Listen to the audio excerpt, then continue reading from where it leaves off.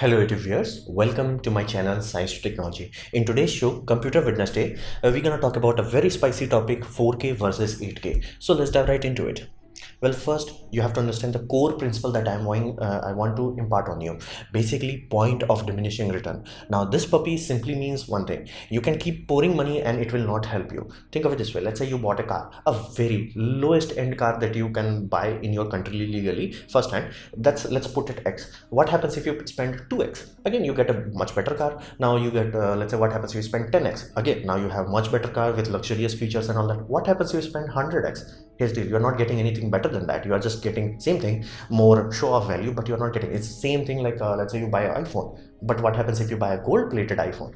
You still have iPhone. You're not getting better things out of it. So pouring money into something after that point is just waste of money. And at worst case scenario, like unless you are a like super duper hyper rich kind of person, it could take money away from things that matter. The useful upgrades, you can lose money on those front, and that would be really detrimental to you. Like any Tom, Dick and Harry can like look at your production and be like, dude, it's not up to par. Because if you have unbalanced equipment, basically, got your camera but a really crappy audio system, yeah, people is gonna like, bro, that's not how it's supposed to be done. So there is a very serious risk of it that people might get trapped into this. Is like, more money into this equipment and it's gonna make everything magical. You have to be mindful of this point of diminishing return, and this puppy is freaking universal. It applies on everything from train to car to mobile phone to everything in this existence. So be mindful of there is like let's say you go from very little to a little upgrade. So let's say if you're old enough like me, like VGA camera, 1.1 megapixel camera. The first proper mobile phone camera that I used was Sony Ericsson K810i, like that was 3.2 megapixel. Awesome camera. I actually have photos from 2008 shot from that camera, so it's really good. Now what happens if you increase the megapixel? So you go from, let's say, 3 megapixel to 12 megapixel. You're like, whoa. Now it's like, you can say, oh, that's a night and day difference. But what happens from you go from 12 to 24? It's like, improvement is there, but it's, again, you will start to notice it's not too much. Then you start to go to, let's say, 64 megapixel. At this point it's like, okay, but what happens if you go to 100 megapixel? That happens. That's a real thing that people have experienced. That's why I'm very specific thing you have to know. Like, for a fact that there is a mobile phone that has like 48 megapixel, 108 megapixel, 12 megapixel. For a fact that most of them will look more or less the same. It's like, yeah, it's a mobile camera. You can tell it. Why? Point of diminishing return. Like, there would be a very tangible difference between 2 megapixel and 12, but from 12 to onwards it would be like, okay, little, yeah, there is mathematical growth in there, but to your eyes it won't be like, whoa. That wow is gone, but you spent money like wow. So this is a core principle and it applies on every goddamn thing. So be mindful and be aware of it. Now, upgrade in videos, it's a very big topic because early days we had SD, standard digital. Basically watch Star Trek, that's was done in standard definition. The only benefit was done on negative, so they scanned it to proper 4K for Netflix and all that. But you get the point. Like very old TV shows like Deep Space Nine, yeah, that was full SD. You can easily tell that that's SD. Now SD to HD, that's the biggest jump that we made in early 2010. That's huge jump, huge. Like any Tom, Dick and Harry can tell the difference. It's like if I have to classify that in terms of audio, that's like going from mono audio to stereo audio. Everyone can tell, whoa, this is like something significant. The upgrade we went from SD to HD was like, whoa. So that was a very big upgrade. Now that happened a few years ago. Then a new thing came around in 2015 or something like that. It was like 4K. Now here's the deal: HD to 4K, it's no longer that whoa. It's better, absolutely better. You can do like a side-by-side video and zoom in like 800% and show this has a bit crispier texture and all that jazz. It is better, undeniably so. But that wow factor is gone. The SD to HD was the biggest jump. It was that in early years, like spending a little bit more gives you much more in terms of performance. But HD to 4K, that's not that much. It's there, undeniably so. It's there, but it's no longer like, you are no longer going from 2 megapixel to 12 megapixel. You're going from 24 to 32. It's not that much. So what happens after that? Here's the deal: what happens if you go from 4K to 8K? Here's the deal, most people cannot tell it. Like at this point, flat out, most people can't tell it. Like unless you give them side by side and you force them look at the details. Like, you know, instead of watching a movie, like look at their hairs, look at their, you know, pores of the skin and all that. Just nobody can tell it.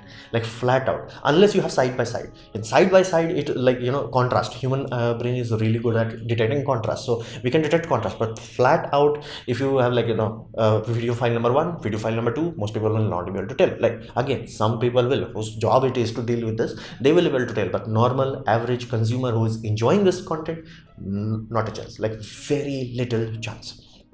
So that is why you can see modern industry trend shifted away from going on higher and higher resolution. They are going on other direction, like mobile phones. There is a reason why mobile phones are no longer giving 4K screen, which they used to give in the past. They are going into higher refresh rate. That makes much more difference. Like right place to spend money. Then another big achievement on TV displays are like HDR. HDR really makes a difference. Like if you have to choose between lame 8K, like basic 8K versus HDR 4K, that will be selected by more people to be more awesome. Flat out. That's why you know, mobile phones are going into that HDR and high refresh rate. So be mindful. So from 4K to 8K, that jump is into that territory, you know, point of diminishing return. Yes, you have the contrast, yes, you have the detail, but it's like, you know, put the video side by side, zoom in 800%, then show it. It's not normal, it's not practical, it's like, it's not there. It's point of diminishing return.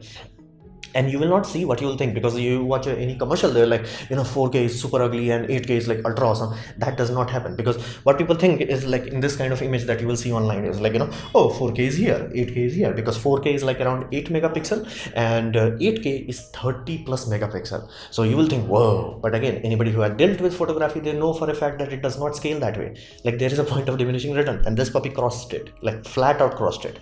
So you will not see the whoa factor that you expected. So be very mindful of it. However, even though you will not see the goddamn, like, you know, promised king and all that kind of quality, but you will suffer the wrath of file sizes. Now that file sizes is very serious thing, because you went from 8 megapixel still frames to 33 per frame, and there could be like, you know, 24 frame per you know, second. So be mindful, the file sizes will go ludicrous. So you will went from, hey, I had a, like, you know, big SD card of like 256 gigabyte to store my all my full HD videos, to like, you know, what, only 3 minutes of video recording. That does happen in real life. That's the thing that you have to be mindful. You will not think about it if you are coming from, especially if you are jumping directly from full HD to 8K. You're like, what the hell? That happens. You have to be mindful of that. File size will grow exponentially. Unlike the quality will not grow that much, but file size will grow. So you go like, hey, I want 12K camera, you can buy 12K camera. Your file size will definitely go, but will you have the video quality? No.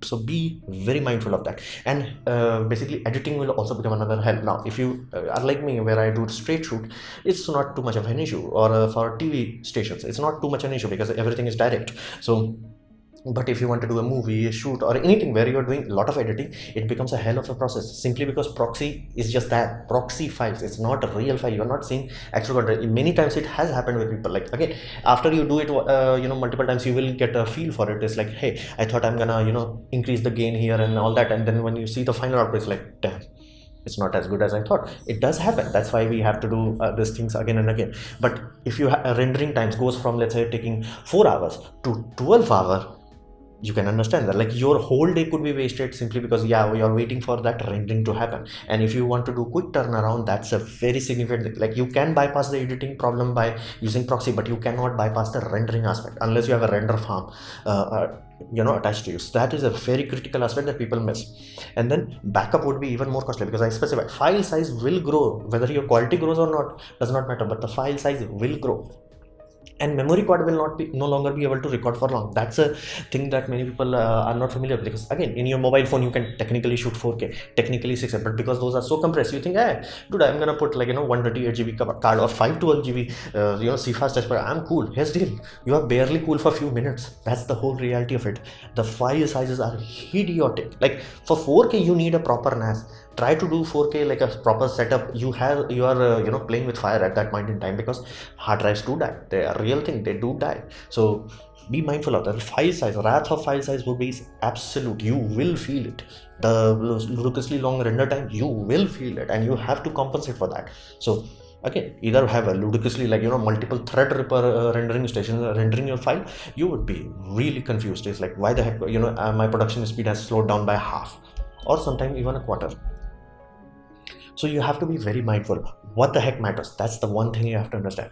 You always, before you do anything, you have to understand what does, if I add 5 here, I get 10, 10 in my returns. I add 5 here, I barely get 1 in my return. It's better to spend that 5. That gives you a trend. So be mindful. Basically, a video, it's not just video. There is multiple layers of things into it, and there are many things that you don't think about. It's like, for example, let's say you are using a cable lavalier mic because you spent all your money on your camera. But what if you used, let's say, got a bit lower camera, spent a wireless lavalier? Yes, it would make your shoot easier. Benefit your talent. Any person who is in front of the camera, they will be much more comfortable. They will be much more energetic, and that will improve your video quality. The content value will go up. So be mindful of this.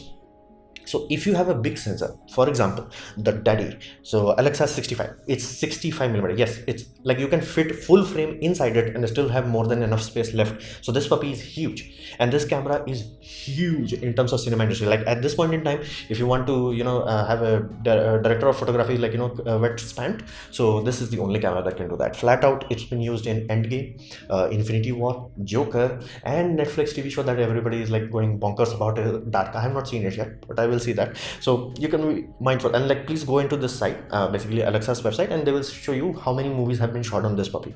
It's mind-boggling. Oh, and here's the fun fact: largest digital video camera available for commercial use, only 6.5K. You can't even do 8K on this. You don't need to. Why? Because they know for a fact that highlight roll off, that Alexa's selling point is like, whoa, that butter on a highlight, that comes on bigger pixel side. Because they have big sensor, they have they still use big pixel side. Benefit of that, this has low light performance that will make Sony A7S Mark III look like bro, that's a children level performance. Just get out of the way. So be mindful. If you have big sensor, then you go 8K, then you are awesome. At that point, you are like, whoa. So for example, if you really want 8K, you have red camera, that is Monstro 8K VV sensor format, and that format is like 45mm wide. At that point, 8K is like, whoa, you're getting butter, you're getting dynamic range. At that point, it makes sense. It's like, you're truly getting that, oh, I'm paid more for it, I'm getting things for it. You're no longer like, okay, I have to scale it down to make it match a proper 4K camera. So be mindful of that. Big camera, you need basically big sensors and all that. You need to do that. Now what if you are a simple individual? It's like, okay, I want to start a YouTube system, or I want to use online training school and all that, just because right now because of the fact that world ended in 2020. That's a very big thing. Spending that money, let's say the money you saved, for example, going from one camera to another, you saved, let's say, as little as $200-300. You can spend that money on a quality lens. Awesome lens, flat out, will give you much more creative freedom. Heck, let's say you if you bought a high-end camera, you had only money for one prime lens versus a zoom lens that you could buy a high quality zoom lens. If you bought a cheaper camera, buy the goddamn zoom lens, because again, that gives you freedom. That gives content matters. So lenses are primary investment. On top of that, this is one thing that even I did not realize, is lights. There is Alexa light series setup. Even the people who don't use Alexa cameras, they flat out swear by the lights that manufactured by it. They are idiotically expensive. A car will start to look cheap, but I did not understand why the heck they are so expensive. They are LED light panel. Why they are so expensive? Because the light quality that they produce, it's basically you can take their light, pipe it through a prism, and get the spectrum out, do a spectrum analysis on that. It will match horrifyingly close to a sunlight. Basically, when they say white light, it's white. So outcome of that is even if you have a camera that does not have too much bit depth, let's say 8-bit and all that, you can easily say skin tone looks like a goddamn skin tone. You can easily see people who know what they are doing, especially with lighting. They can easily tell, hey, this is a cheap Chinese light, this is a quality light, flat out most of the time. And especially if you have people of multiple different skin tones, you're like, whoa, cheap light will literally make them look ugly. You would not even think about it. Most photographers don't think about it, but a videographer, they will dude, this is unacceptable. And even if you're not going bonkers on this kind of thing, here's the deal. Lighting helps you in many ways other than this. Basically, you can have fill light, you can have key light, you can have backlight, and these sort of thing will make your actual footage much more pleasant, much more higher quality. And you can buy a surprisingly lot amount of light in especially if you want to do fill light and key light, just adding a tonality to your scene. You can do a lot of it for very little price, and that will much better video output than your camera output. So there you can do that. And in terms of like what should you do in production environment, spend money on HDR. Why? Because again, you have to buy 10-bit monitors to truly enjoy that, and HDR monitors are idiotically expensive. So again, spending money is on that will directly give you whoa.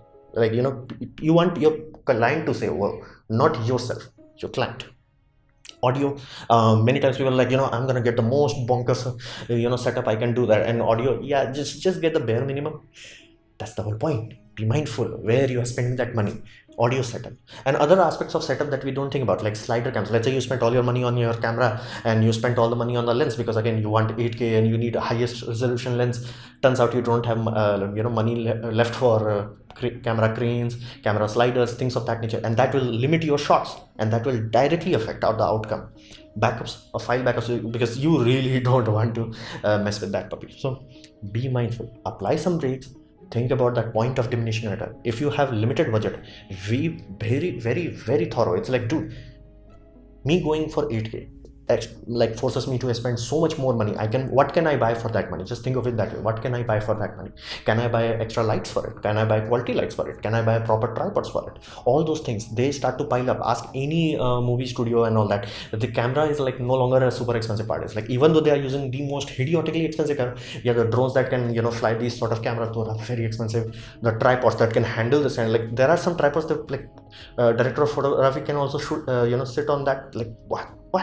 So like those are telescope grade tripods and all that. So you can be mindful, there are many things. Even if you are running just a small shoot cooking show and all that, lighting will cost so much money that you will not even think about it. Like it will hurt you if you do think about it. So be mindful what the hell matters, and don't go for 8K. I need 8K, 6.5K Oscar level stuff. So be mindful of that. So this was my presentation on 4K versus 8K and point of diminishing return. I hope you liked it, learned from it. In that case, please click the like button, share it amongst your friends. That will help me a lot. If you didn't like it, didn't enjoy it, I urge you to press dislike, press it twice to show me extra disappointment.